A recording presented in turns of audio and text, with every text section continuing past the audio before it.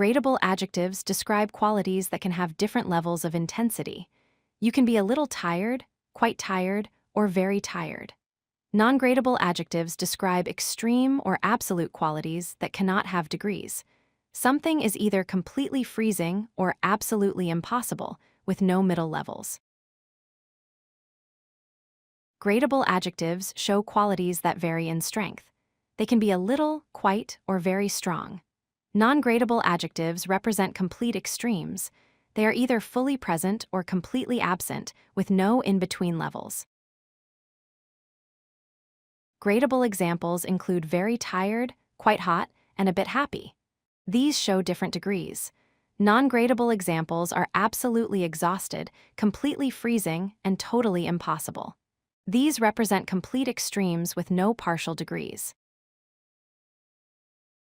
Use very, quite, a bit, really, or extremely with gradable adjectives. These show levels of intensity. Use absolutely, completely, totally, utterly, or practically with non-gradable adjectives. These emphasize complete extremes.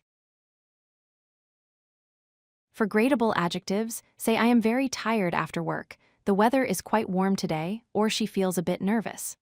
For non-gradable adjectives, say I am absolutely exhausted, it is completely freezing outside, or this task is totally impossible. Wrong combinations include very impossible, absolutely tired, or very perfect. Correct versions are totally impossible, very tired, and absolutely perfect. Always match the adverb to the adjective type. Gradable adjectives use very, quite, or really and show degrees of quality. They can also be a little strong. Non-gradable adjectives use absolutely or completely and represent extreme opposites with no possible degrees.